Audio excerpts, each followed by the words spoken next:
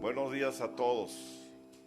Estamos aquí una vez más para empezar este culto, servicio, como usted le quiera llamar, de alabanza y adoración a nuestro Dios.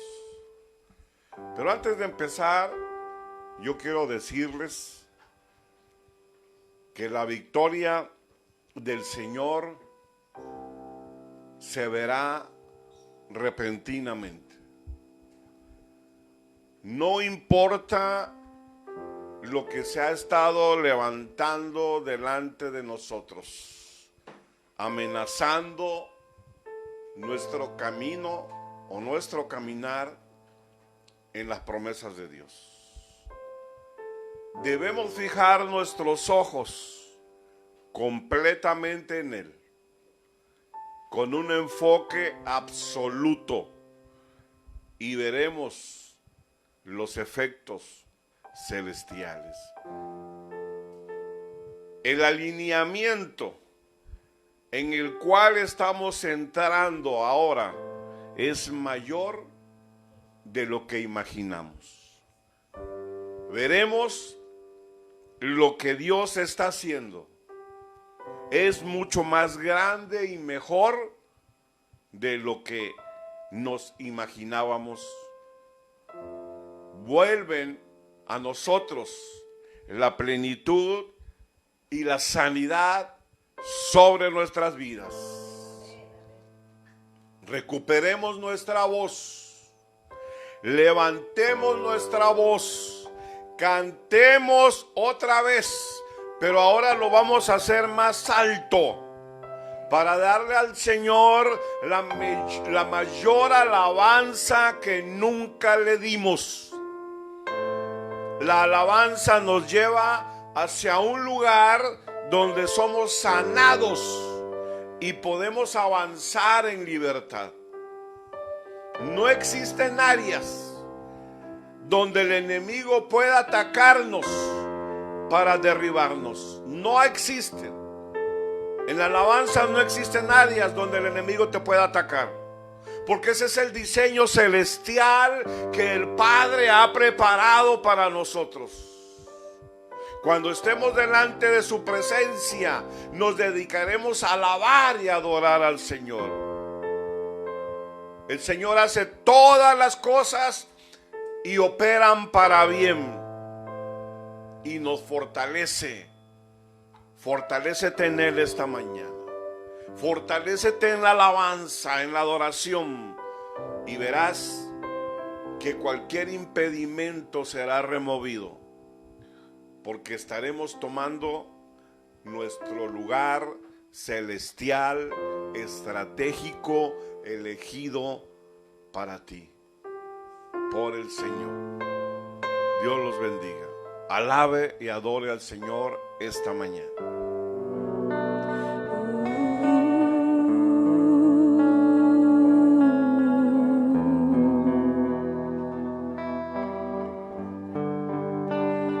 No hay otro, no hay igual, quien haya vencido a la muerte en gloria. No hay otro, no hay igual. La tumba vacía evidencia tu victoria. No hay otro, no hay igual. Quien haya vencido a la muerte en gloria. No hay otro, no hay igual. La tumba vacía evidencia tu victoria. Autor de vida y luz, venciste muerte y cruz, por siempre victorioso. Tu nombre es sin igual, tu nombre es sin igual, principio y final, que toda lengua cante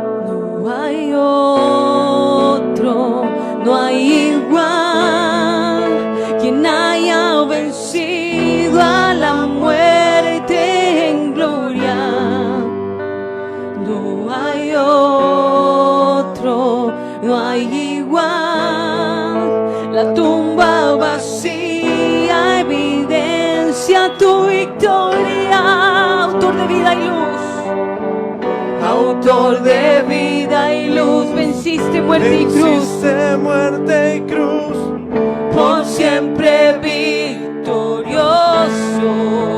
Tu nombre es sin igual. Tu nombre es sin igual. Principio y final. Principio y final.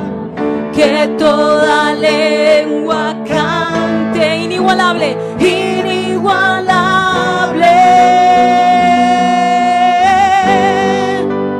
Inigualable. Inigualable. Inigualable. Inigualable. No hay quien se compare a ti.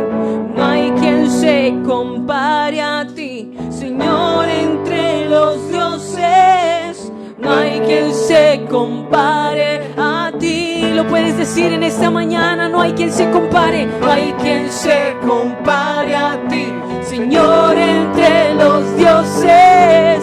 No hay quien se compare a ti. No hay otro como tú. No hay quien se compare a ti, Señor, entre los dioses. No hay quien se compare a ti. Inigualable. Inigualable. Inigualable. Inigualable eres tú, Señor. Inigualable.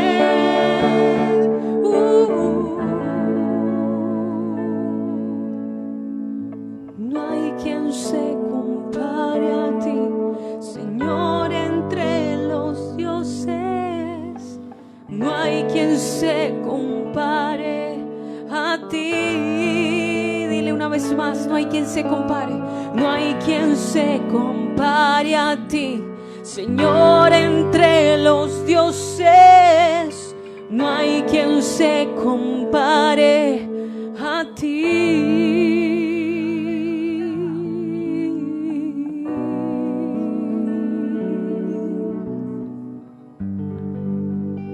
En una misma voz, en un mismo clamor, te decimos hermoso, te decimos precioso. Te cantamos a ti, Señor. Te adoramos a ti. Amamos tu presencia. Amamos lo que haces en nosotros. Oh, maravilloso Dios. Reinas con poder, maravilloso Señor.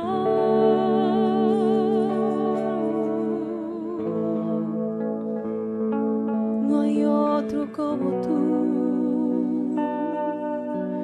No hay otro como tú, Jesús. Jesús. Dile, estamos tú y yo. Estamos tú y yo. Adorando tu presencia, permaneceré.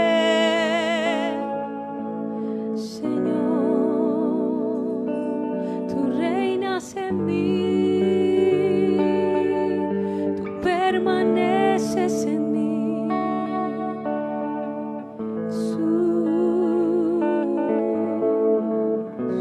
autor de vida y luz, venciste muerte y cruz, por siempre victorioso. Su nombre es sin igual. Tu nombre es sin igual, principio y final, que toda lengua cante, inigualable,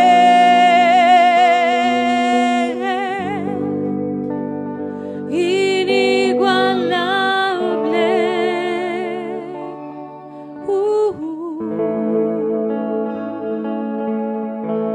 inigualable eres tú, Señor. Autor de vida y luz. Gracias, mi Señor. Gracias, Padre. Eres digno de toda adoración. Eres digno de toda alabanza. Que hoy tus hijos, que hoy tu pueblo santo, que hoy toda la congregación reunida han dado a ti. Mereces toda gloria, mereces toda honra, mereces todo honor, todo poder, toda alabanza sea a ti.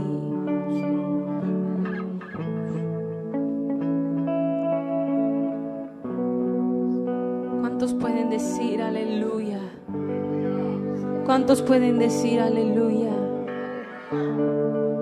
Santo, poderoso es nuestro Dios. Aleluya. Santo, santo, poderoso, el gran yo soy. Al que es digno, incomparable, incomparable, poderoso, poderoso, el gran yo soy. Aleluya, santo, santo y poderoso, el gran yo soy. Ay, que es digno, ay, que es digno, incomparable, poderoso, el gran yo soy, el gran yo soy, el gran yo soy,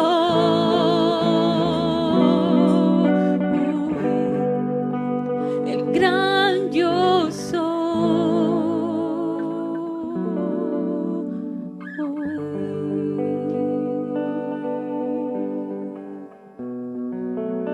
Amén.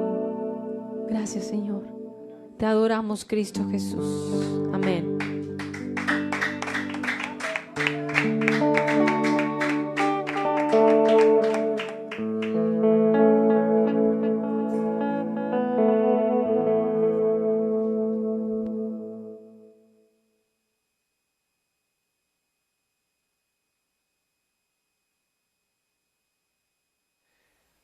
Nos ha pasado, y te lo pregunto a ti que me estás escuchando, ¿te ha pasado que cuando intentas orar, cuando intentas dar una alabanza, cuando te levantas por la mañana, cuando de repente quieres buscar al Señor y de repente sientes que no es suficiente lo que estás haciendo, que lo que estás intentando ya lo hiciste, que la fórmula que traes de tu vida espiritual es repetitiva y que no tienes resultados? O como decía la alabanza, que el pasado nos persigue y estamos de alguna forma pensando que no somos lo suficientemente buenos para estar en la presencia de Dios, no somos lo suficientemente buenos para servirle de alguna manera, que no somos del todo buenos para alcanzar su gracia y entonces nos acostumbramos a una vida mediana, mediocre cristianamente. Y esto alimenta nuestro pensamiento de que es vano, que no tiene ningún resultado en nuestra vida espiritual. Porque decimos, bueno, si mi vida, si no soy lo suficientemente bueno y no tengo resultados, entonces ¿para qué sigo? Pero también dices, ya estoy en el camino, ¿para qué me salgo si ya estoy aquí? Tampoco me quiero ir al mundo. Entonces es un círculo vicioso que empezamos a armar, en el cual por nuestros pensamientos complejos y todo lo que traemos, no crecemos. Pero no crecemos porque no lo estamos intentando lo suficiente. Entonces hacemos un círculo donde no podemos avanzar porque nosotros mismos estamos frustrando los planes de Dios. Y no solo se refiere a esto, a que no nos sentimos lo suficientemente aptos o capaces para adorar a Dios, sino que además creemos que no tenemos la comunión de Dios. Escuchamos la palabra del Señor, escuchamos lo que el Señor nos habla todos los días, todas las semanas, y creemos que quizá no es para nosotros. Pero te digo, recordamos lo bueno que ha hecho el Padre, recordamos la salvación que nos has dado y decimos, pero tampoco me voy a ir al mundo, no voy a regresar. Entonces piensas, bueno, es que entonces no es para mí. Esto de la vida cristiana, quizá yo estoy para vivir medianamente y si estuviéramos en la iglesia, estoy como para estar de la mitad de la iglesia en la banca de medio para atrás, no de los que participan mucho, ni de los que tienen ministerio, pero aquí estamos. Con que me vean que no fallo todos los domingos, con que digan que me conecté el domingo para que vean que ya aparezco en el Facebook, así sentimos que bueno, pues es la vida espiritual que voy a llevar. Porque nos comparamos, a veces cometemos el error de comparar nuestra vida con los grandes evangelistas que hay en la tele, en los medios, en el internet, o creemos que porque no soy como tal o cual adorador, no tengo una vida espiritual plena. Entonces, decimos, vivimos una vida mediocre, mediana, incompleta de Dios, que es lo contrario a los propósitos que Él tiene para nosotros. Tenemos el suficiente conocimiento del reino para no salirnos de Él, pero nos sentimos incompletos para permanecer siempre en este. Tenemos la suficiente capacidad de orar, pero no de mantener la vida de oración. Sabemos que podemos adorar al Señor un domingo, pero no nos atrevemos a hacerlo solo en nuestras casas en un momento de intimidad. O a veces decimos, es que sí, el Señor me revela palabra cuando la leo, pero no me atrevo a leerla todos los días porque un día me da y otro día no. Entonces ahí nos vamos haciendo ese círculo vicioso que decíamos. Y te voy a dar la razón en algo. Existe cierta verdad en lo que piensas de ti mismo. Humanamente no eres capaz de estar en la presencia de Dios. Humanamente no estabas tú programado para eso porque venimos de una vida que nos dieron nuestros padres, nuestros abuelos, nuestros ancestros de pecado. Pero para eso vino la gracia y el Señor consumó todo pecado en la cruz y rompió lo que había establecido para que pudieras reencontrarte con el destino profético, con el propósito de Dios, que es estar cercanos a su salvación y lejos del pecado. Amén. No es que no seas apto para estar en la presencia de Dios, es que no lo eras, pero llegó la gracia de Dios y ahora sí eres apto para estar en la presencia de Dios. No es que antes eras pecador y que por eso no te podías acercar, antes estabas peor que ahorita y el Señor tuvo misericordia de ti y te llamó a su presencia y te llamó a un ministerio. Antes teníamos una vida mucho peor que la que tenemos ahorita y aún así el Señor te tocó un día, te habló. Aún así un día el Señor te dio palabra que has visto cómo se ha cumplido. Amén. Entonces el problema no es que si somos aptos o no, porque quedó claro que hay un sacrificio que ya está hecho hace 2000 años en la cruz del Calvario y está consumado todo. El Señor no se echa para atrás, Él hizo un intercambio, Él dijo desde antes de la fundación del mundo, destinó a su Hijo amado para que diera su vida por nosotros y nosotros simplemente tuviéramos la salvación sin merecerla. Ese no es el problema. El problema es que nosotros no nos acercamos y no podemos ver a Dios porque no queremos hacerlo, porque no hemos decidido todavía hacerlo y nos hemos adaptado a una vida de medianía, una vida en la cual estamos cómodos, pero no avanzamos. Y hoy los tiempos que marcan el Señor son tiempos de decisiones, tiempos de voluntad, tiempos de tomar una decisión frontal y agarrar todo tu ánimo, todas sus capacidades y ponerlos a disposición del Evangelio. Amén. En Mateo 5:8, ustedes se acuerdan de ese capítulo que es el sermón de las bienaventuranzas que da Jesucristo. Dice el capítulo 5, versículo 8, bienaventurados los de limpio corazón, porque ellos verán a Dios. Amén. Entonces cuando decimos, es que tengo razón, yo quizá no tengo el corazón limpio todavía. Esto parece una promesa que nos da el Señor, pero más bien yo creo que el Señor nos lo pone esta mañana como un reto. No te está diciendo el Señor, a ver si tienes el corazón limpio o no, te está retando a que demuestres que tienes un corazón limpio para poder ver el resultado que es ver al Señor. Amén. Esto se complementa con lo que dice Pedro en su primera epístola, capítulo 1, versículos del 13 al 21. Por tanto, ceñid los lomos de vuestro entendimiento. Entiendan lo que estoy diciendo, dice Pedro. Sed sobrios, tengan suficiente capacidad, dominio propio, y esperen por completo de la gracia que se os traerá cuando Jesucristo sea manifestado. Como hijos obedientes, no os conforméis a los deseos que antes teníais estando en vuestra ignorancia, sino como aquel que os llamó es santo, sed también vosotros santos en toda vuestra manera de vivir, porque está escrito está, sed santos porque yo soy santo. Amén. Dice Pedro, entiéndame hermanos, tomen el conocimiento que les ha sido instruidos, tengan el dominio propio. Cuando dice sed sobrios, eso se refiere, tengan la capacidad de controlar sus emociones, pensamientos, su propio cuerpo, y esperen por completo en la gracia que ya nos fue dado con la salvación. Esperen en esa gracia que se os traerá cuando Jesucristo sea manifestado. ¿Y de qué hemos hablado durante estas últimas semanas? Que el Señor se manifestará y su gloria se manifestará en sus hijos. Espera en la gracia que te dio el Señor. Olvídate del pecado que tuviste anteriormente. Olvídate de lo mal que te has portado, de la mala relación que has tenido con el Padre. Olvídate de lo anterior y recuerda que hubo una gracia que el Señor te dio, y en esa espera a que se manifieste la gloria de Dios. Como hijos, dice el 14, obedientes. Y hay que remarcar ahí, hijos obedientes.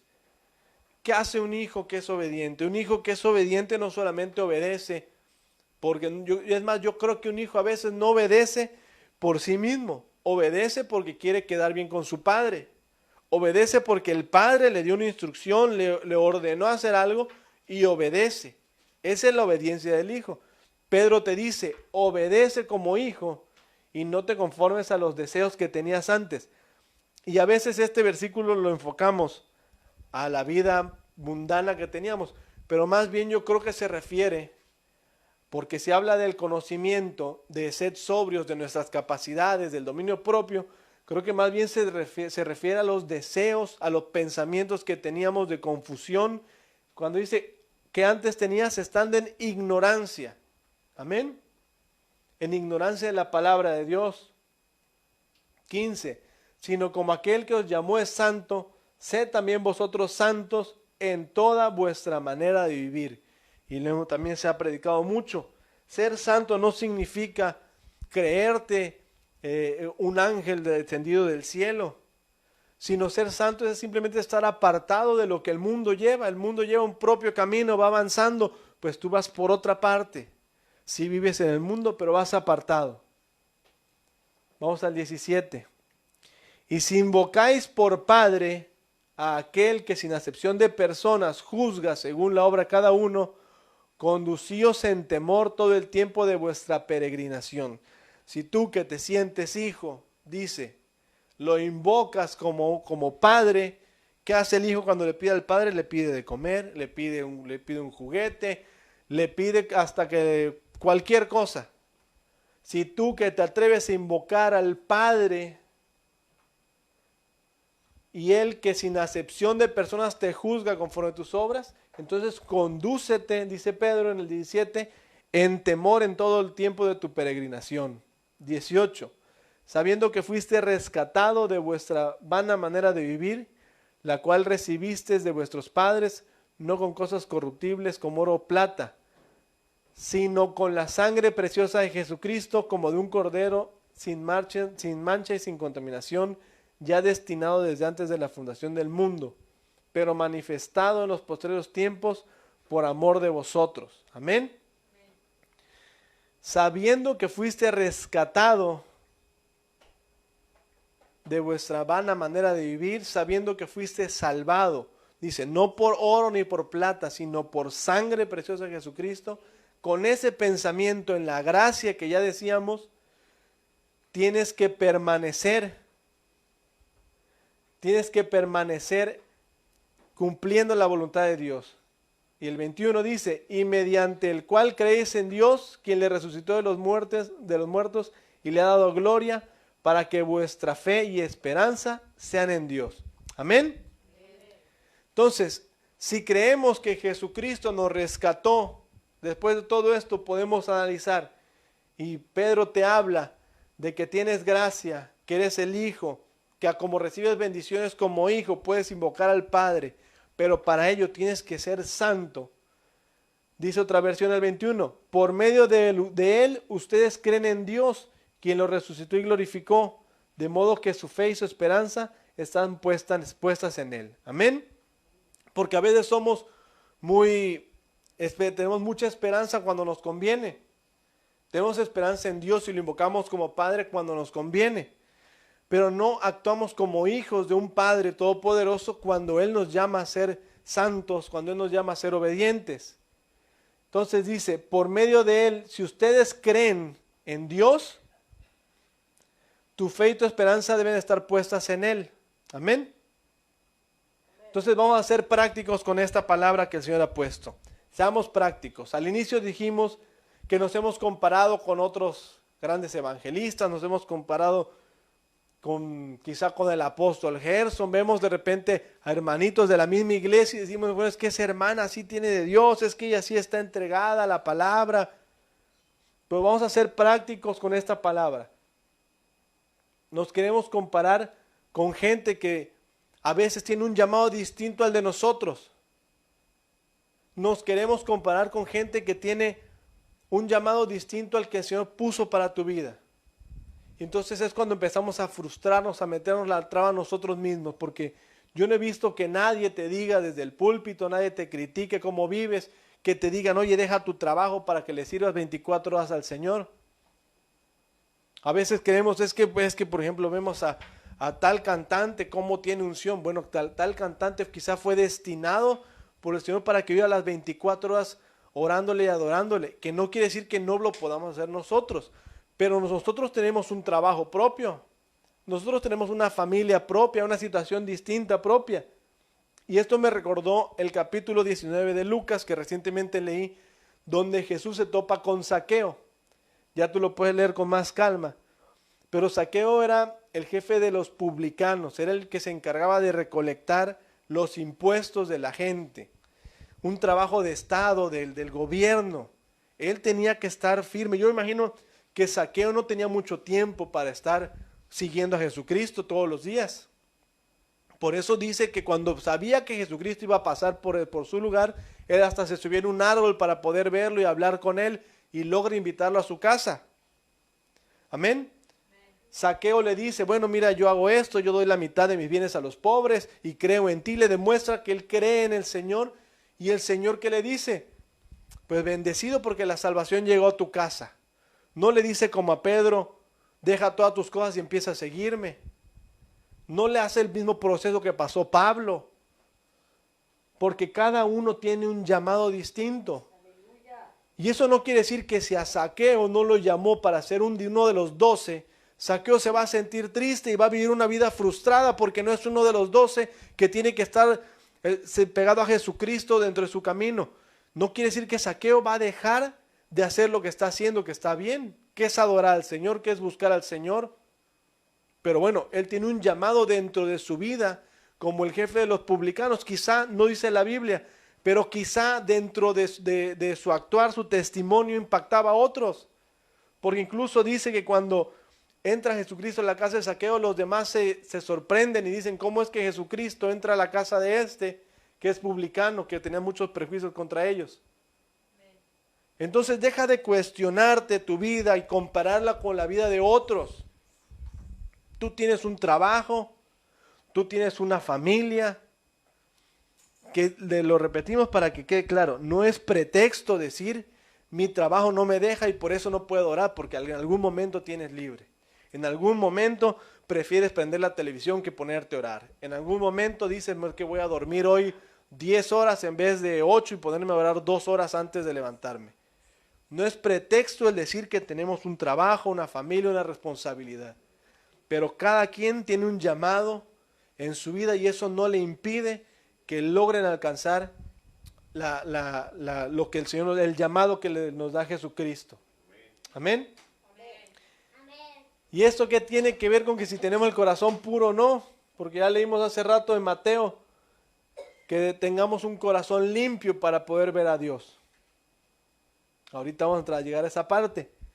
Pero por ejemplo, Pablo decía en 1 Corintios 11:1, sed imitadores de mí, así como yo de Cristo. Nunca dice, sean imitadores de mí, que yo no me casé, que no tuve hijos, que me fui a viajar por Europa, por Asia, que que dediqué mi vida completamente al Evangelio y no tuve familia.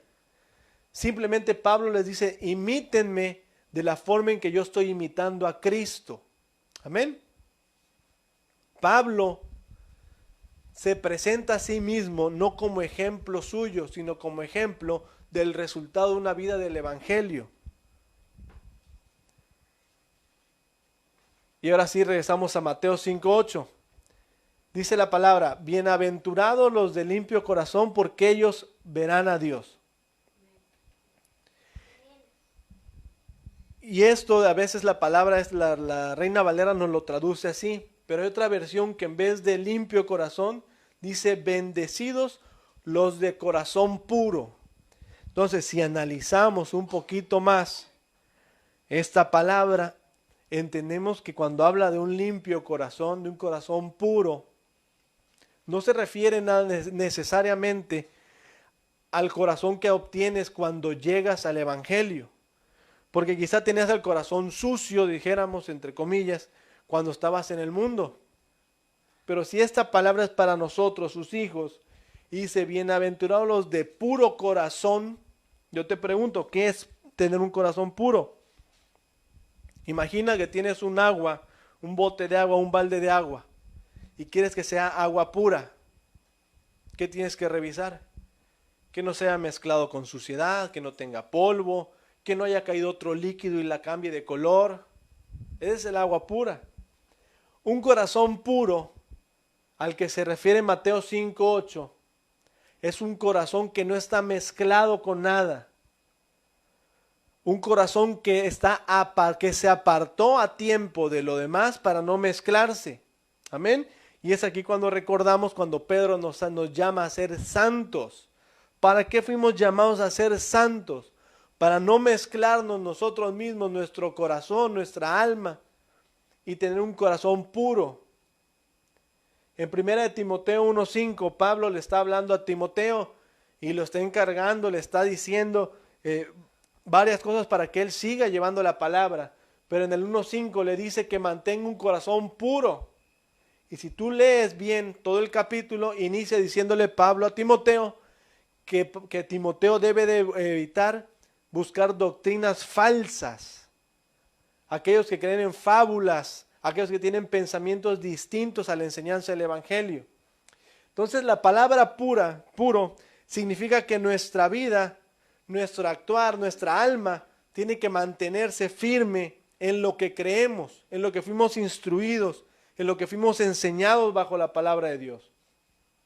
Lo que se nos ha revelado en enseñanzas, no mezclándolas con otras doctrinas, no mezclándolas con la preocupación que tiene el mundo, no mezclándolas con pensamientos humanos que hemos tenido quizá.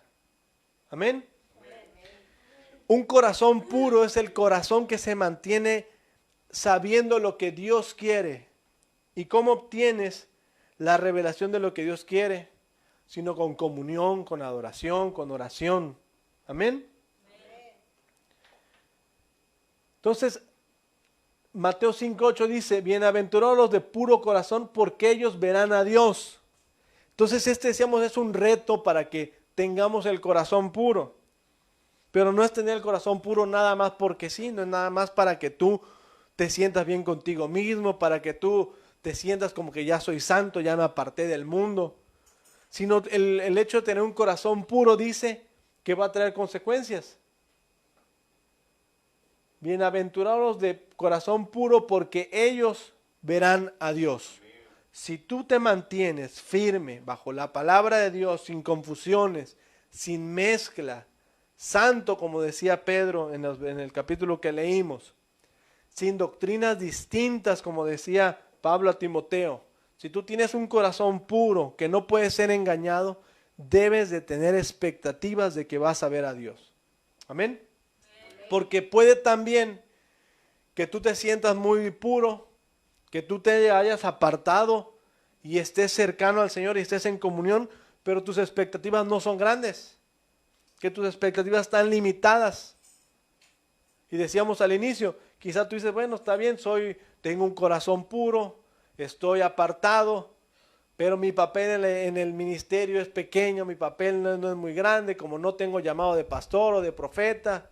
Entonces te sientes limitado y mejor ahí la dejas, y a pesar de que tienes el acceso a ver al Señor, no se te ha manifestado porque no tienes la expectativa de ver al Señor. Amén. Entonces yo te pido que en esta mañana le digas al Señor que Mateo 5:8 sea un reto para ti en estos días, en esta semana, que la hagas rema en tu vida y digas, quiero ser bendecido con un corazón puro para poder ver a Dios. Quiero ver los resultados de la pureza, de la santidad, que valga la pena todo este esfuerzo que estoy haciendo. Por eso decíamos, es un reto para nuestras vidas. Y si no has visto los resultados de tener un corazón puro, si no has tenido revelación de Dios, quizás es porque tampoco lo has intentado lo suficiente. Segunda de Corintios 4:6 dice, el versículo 4, en los cuales el Dios de este siglo, se refiere a Satanás, cegó el entendimiento de los incrédulos para que no les resplandezca la luz del evangelio de la gloria de Cristo, la cual es la imagen de Dios. Ahí vemos que Pablo habla de que a pesar de que tú quieres ver a Dios, de que tú puedes ver a Dios si eres de corazón puro, hay alguien que se va a meter en tu camino. El Dios de este siglo, Satanás, el diablo, cegó el entendimiento, dice. Satanás va a querer cegar tu entendimiento para interponerse entre ti y el resultado que es ver a Dios. El 6, porque Dios que mandó que de las tinieblas resplandeciese la luz, es el que resplandeció en nuestros corazones para iluminación del conocimiento de la gloria de Dios en la faz de Jesucristo. Amén. A través de Jesucristo somos iluminados y nuestro corazón puro entonces puede tener el acceso a Dios. Hay un salmo que utilizamos mucho casi siempre cuando vamos a adorar, a cantar alabanzas. Es el Salmo 24, que dice, alzado puertas vuestras cabezas. Pero antes de todo eso, hay unos versículos importantes que creo que quedan con este estudio de esta mañana. Salmo 24 del 3 al 6 dice, ¿quién subirá al monte del Señor y quién estará en su lugar santo? El limpio de manos y puro de corazón, el que no ha elevado su alma a cosas vanas ni jurado con engaño, el que recibirá bendición de Jehová y justicia del Dios de salvación. Tal es la generación de los que le buscan, de los que buscan tu rostro, oh Dios de Jacob. Amén. ¿Quién subirá al monte del Señor? ¿Cuál es el monte del Señor? Busca en tu Biblia, regrésate a Éxodo y dime a dónde Moisés tuvo revelación de los 10 mandamientos. En el monte Orem el Señor le habló directamente a Moisés. Ese es el monte de que busca el Señor que tú llegues. ¿Quién va a subir? Dice el salmista. ¿Quién va a llegar a ese monte, a ese lugar santo? Tú lo ves y quizá dices, si lees este salmo muy por encimita, tú dices, este salmo es quizá nada más para probar a ver quién es bueno y quién es malo, como decíamos al inicio, pero no. Esto es un reto también. ¿Quién va a subir al monte del Señor? Tómalo como un reto. ¿Quién de esta congregación tiene el valor de entrar al lugar santo? Y el 4 te responde, el que tenga limpias las manos, es decir, que haga acciones de beneficio y un puro corazón. El que no ha elevado su alma, el que no tiene el pensamiento en cosas vanas, cosas, hay una alabanza que se basa en este salmo y dice, cosas sin razón, que no ha jurado con engaño, que no habla cualquier cosa. Ese, dice el 5, es el que recibirá la bendición de Jehová y la justicia del Dios de salvación. Amén. Entonces, vamos a crear, si teníamos un círculo vicioso en el cual nos sentíamos incapaces de ver la gloria de Dios y por sentirnos incapaces no buscábamos más y por no buscar más no teníamos un corazón puro y ahí nos quedábamos dando vueltas y dando vueltas al mismo lugar, hoy vamos a crear un círculo virtuoso a partir de un cambio de actitud, un cambio de pensamiento, un cambio en nuestra comunión con Dios, en nuestra vida espiritual. Hagamos un círculo virtuoso en el cual nos pongamos el reto de ser bienaventurados con un corazón puro para poder ver a Dios. Y entonces cuando tú puedes ver a Dios, puedes avanzar a la siguiente etapa si lo quieres ver así, que es tener la revelación en su monte santo, que es lograr alcanzar su monte santo, su lugar santo. Y eso te hace estar apartado, te hace estar santificado tu vida y entonces puedes mantener una vida a las 24 horas en ese círculo virtuoso en el cual es una vida distinta a la que estás llevando actualmente. Amén. No es quizá una vida de pecado que estamos llevando, pero sí es un círculo vicioso que no nos deja avanzar. No estamos en el mundo, estamos dentro de los planes de Dios, pero necesitamos salir de ese lugar donde estamos atascados para ir a lo siguiente. Amén. Y el versículo 6, que es solo con lo que terminamos, ese me gustó como para que lo hagamos rema para nuestra vida. Dice el salmista en el Salmo 24 que hablábamos, que habla de la persona que llega al monte del Señor y está en el lugar santo. Tal es la generación de los que le buscan, de los que buscan tu rostro, oh Dios de Jacob. No está hablando de uno solo además, está hablando de una generación completa, está hablando de un remanente, está hablando de un ministerio, de un grupo de personas que le buscan, de los que están anhelando y buscando su rostro. Por eso decíamos que Mateo 5:8 es un reto para tener el corazón puro, pero para mantener las expectativas de que veremos el rostro del Señor. Tal es la generación de los que buscan tu rostro, oh Dios. Esta es la generación en la que estamos parados. Esta es la generación que busca los resultados, que busca el rostro del Señor. Y en esta mañana, Padre, yo te pido que esta generación se levante con poder, que esta generación se levante, que este grupo, este ministerio, este remanente, se levanten buscando tu rostro, Padre. Que este ministerio que se ha santificado, que ha salido de los caminos del mundo, que ha recibido palabra profética, promesas, Padre. Que esta generación que se ha logrado apartar, esta generación que ha tenido un corazón puro, empiece a anhelar tu rostro, Padre.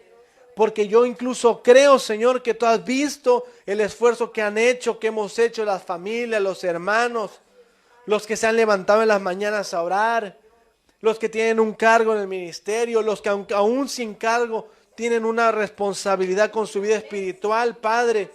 Tú has visto el esfuerzo y has visto que tenemos un corazón puro, que no se ha mezclado con engaño, con mentiras, que no se ha mezclado con sentimientos que nos sacan del propósito. Pero quizá no hemos tenido la expectativa de ver tu rostro. Hoy, Señor, vamos al monte santo, al lugar santo, y queremos ver revelación de tu rostro, queremos ver tu rostro.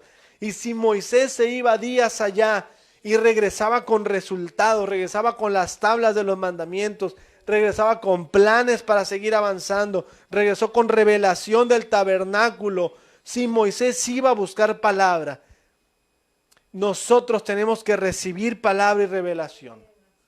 Nosotros tenemos que recibir palabra y revelación en este tiempo en el cual nos hemos dedicado, nos hemos apartado para ti, Señor. Lo declaramos, Padre, lo declaramos y no hay pretexto, como lo vimos hace rato, no hay pretexto que nuestro trabajo, que nuestros hijos, que la escuela, que la familia, en nuestra propia vida podemos entregarnos y ser aquellos, Padre, a los que tú nos llamaste, Padre. Lo declaramos en el nombre poderoso de Jesús.